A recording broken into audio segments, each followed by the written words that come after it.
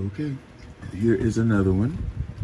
Now, this is one that I am really waiting on to see what it does if it blooms.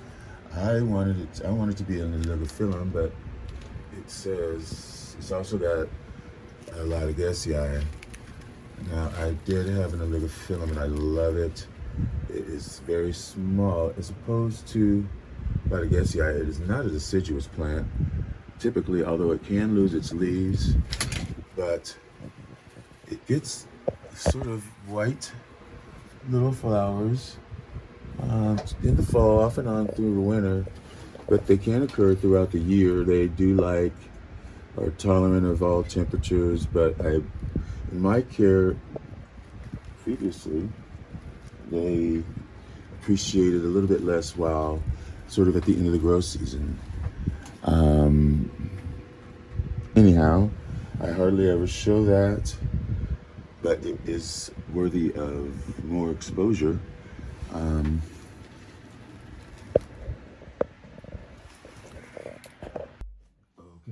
and here is another one that I should talk about more, and I don't.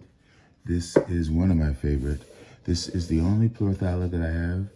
This is Pleurothallus adeleae, adeleae, I don't know, adeleae, put the name down. Cute little thing. Had this for a while. Got these about a year ago. These are terrestrials. They're from Ecuador, Bolivia, other parts. More of a terrestrial from sort of intermediate to moderate conditions, not intermediate, from moderate elevations to more mountainous. They like constant moisture at the roots. These get tall, stout stems. They bloom on the back from a spathe that hangs down. This is just a baby, and actually I was getting a little frustrated with this plant because I've had it for a while and it has been not doing anything, but it is still alive.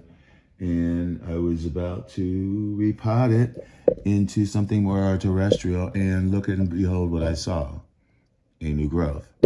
So this is all in well. I will post pictures. There is no fragrance, but I just love it. It is dainty. It is a warmer, tolerant plant, although it is on the intermediate warm side, but it can take warmth. It is an understory plant, being it is a terrestrial, so it doesn't like too much sun. But the blooms are usually off and on throughout the year. But as I said, this is a baby. But Pleurothallus adeleae, I love it. Now another one that I forget about on purpose, and I'm sure you all know this plant, or you have seen it. Some of you might have it. This is Epigenuum, treacherianum, and you know why I don't mention this much. This is a species from the Philippines.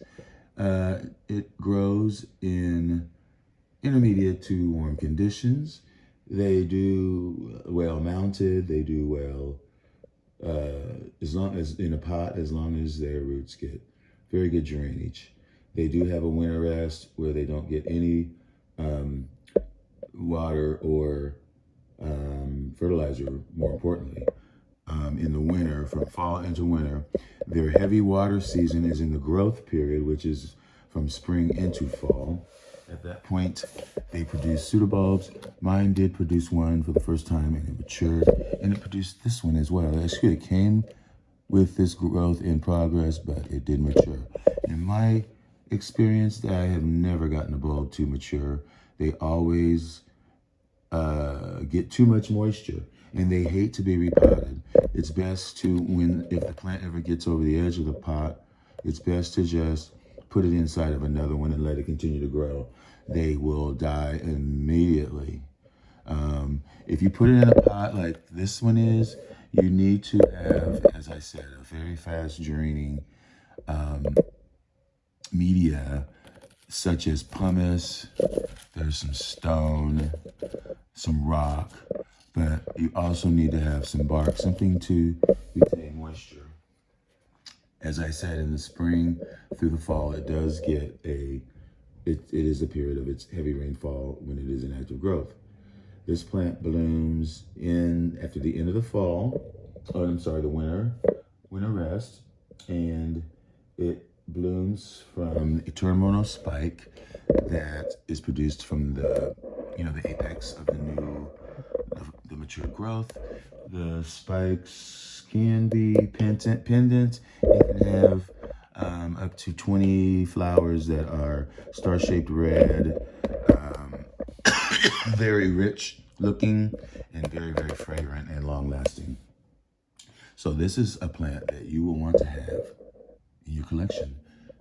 If you haven't given up on it already, this is probably my last chance. But so far so good, and it is worth a look at if you can find it and if you can grow it. Tony Wells has several of them, off and on, in various states of growth. But the flowers are scented of, I believe it is roasted coconut.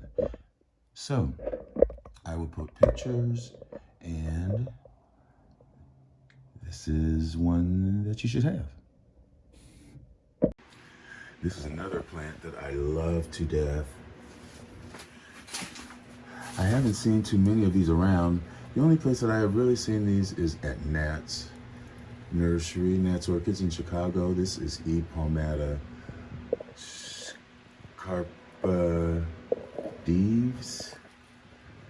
It probably used to be either Vanda or something else, but it is definitely a Vanda type. They appreciate Vanda culture, meaning that they don't want to dry out too long. Although in the fall and the winter, after they have completed their growths, they can handle a little bit less, because as I said, their spikes generally come at the end of the growth season after a brief lessening, not a strict rest, because they do not want to completely dry out. I'm not sure where this plant is from. I will have to do some research, and I will post some of it. The spikes are pendant and can be profuse over a long period of time during the season. I have not seen any kikis coming on the plant. Kikis which actually become mature plants and can bloom. I haven't seen any of this plant produce it. It's really recovering just from my culture, my treatment that I gave it, but it is recovering really nicely. I really hope to see spikes still, but I am happy as it's developing its roots and getting the high humidity and the light that it likes. Hopefully it will come back, and so I can shelf the flowers once again for you guys. But again, this is another one of these plants, 5, that I hardly ever talk about, that I should more often, because they are worthy of your collection. Okay?